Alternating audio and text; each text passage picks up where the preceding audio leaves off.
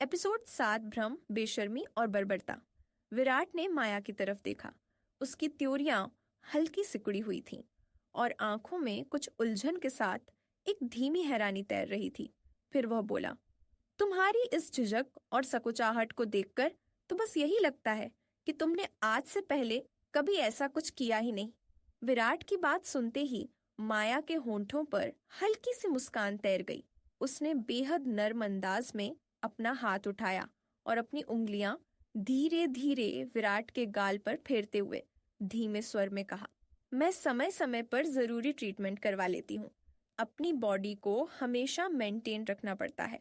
तुम जैसे खास मेहमानों के लिए हमें अपने जिस्म पर बहुत मेहनत करनी पड़ती है ताकि सेवा में कोई कमी न रहे। तुम कोई इकलौते शख्स नहीं हो जिसे ये भ्रम हुआ कि मैं ये सारी बातें, ये सब कुछ सिर्फ तुम्हारे साथ पहली बार जी रही हूँ।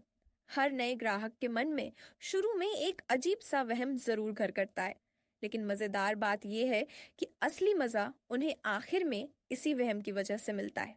माया की बातें सुनते ही विराट के सीने में जैसे अंगारे दहकने लगे। हर शब्द पिघले शीशे की तरह उसके कानों में पड़ रहा था और खून में बेचैनी की लहर दौड़ गई। Seriously, you are the most heartless person I've ever met. No contest.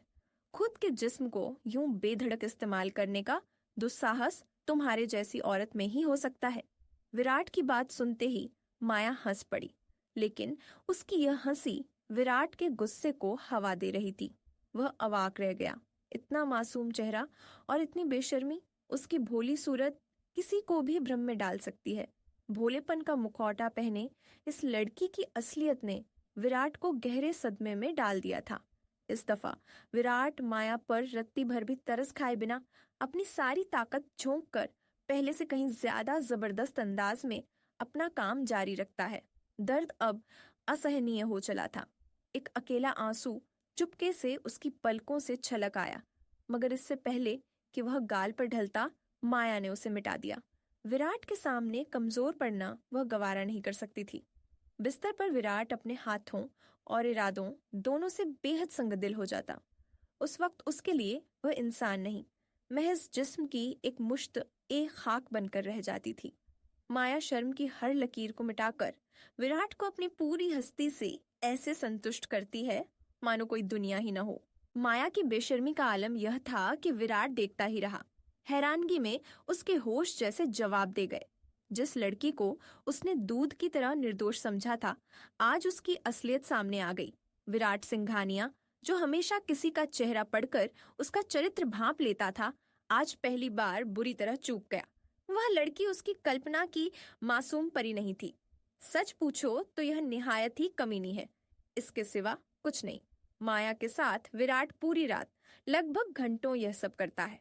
रात का हर पहर सिमटकर जब सवेरे में बदलता है, तब तक दोनों थकान से चूर हो चुके होते हैं।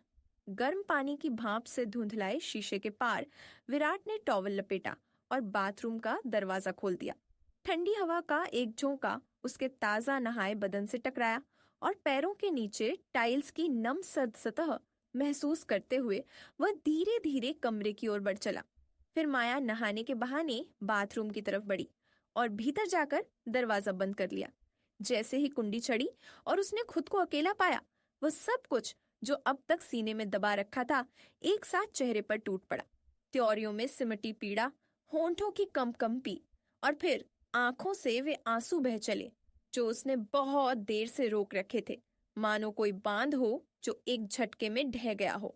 वह शॉवर के नीचे खड़ी अपनी हथेली मुंह पर कसकर दबाए सिसक रही थी। पानी उसके बदन पर बरस रहा था, उसी बदन पर जो अब महज नीले काले निशानों और दर्द की जगहों से भर चुका था, मानो हर छींटा उसे ढकने के बजाय उसकी टूटन को और निखार रहा हो।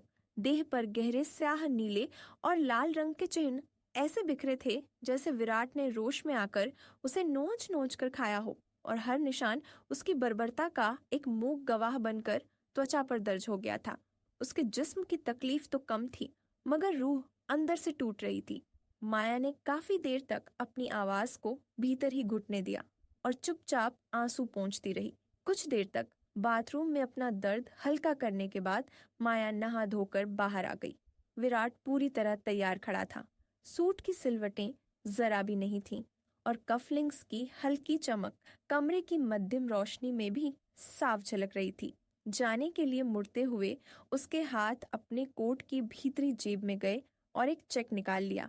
कागज का वह टुकड़ा उसकी उंगलियों के बीच किसी हल्के तमाचे की तरह लहराया।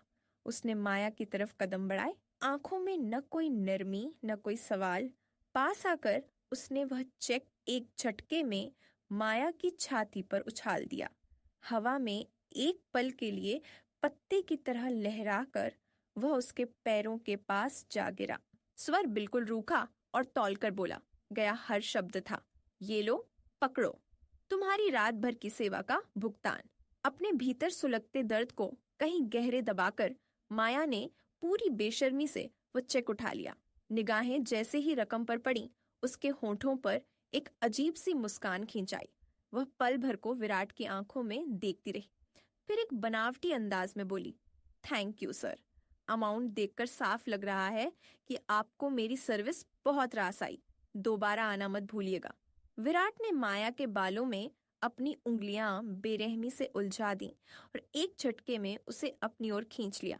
उसकी मुट्ठी ने जुल्फों को ऐसे जकड़ रखा था मानो कोई शिकारी अपने शिकार को कुचलने से पहले उसकी गर्दन दबोचता है। दर्द इतना तीखा था कि माया की आंखों की कोरें भर आईं, लेकिन उसने अपने होंठों को एक कठोर रेखा में बंद रखा। एक भी कराह उसके गले से बाहर नहीं निकली। उसने अपनी पीड़ा को पलकों के पीछे कैद कर लिया, मानो विराट को यह संतोष देना ही नहीं चाहती थी कि वह उसे तोड़ पाया है। अपने जबड़े भींचते हुए विराट ने गुस्से से दांत पीसते हुए उसके कान में वे शब्द उगल दिए जो नुकीले कांच के टुकड़ों की तरह चुभ रहे थे। इसकी कोई गुंजाइश ही नहीं। मैंने अपने लिए एक सिद्धांत बना रखा है, एक अटल नियम, विराट सिंघानिया। किसी भी औरत का स्पर्श एक रात से ज्यादा नहीं करता। तूने सोच कैसे लिया कि मैं इसे तोड़ दूंगा? उसकी आवाज में घृणा का वह गहरा जहर घुला था जो सुनने वाले की रूह तक को झकझोर दे। उसने माया के बालों पर अपनी पकड़ और कस दी और उसे अपने से दूर धकेलते हुए कहा, अब कभी भूल कर भी मेरी नजरों के सामने मत आना। तेरे वजूद से मुझे नफरत हो गई है, बिल्कुल वैसी ही गंदी सी नफरत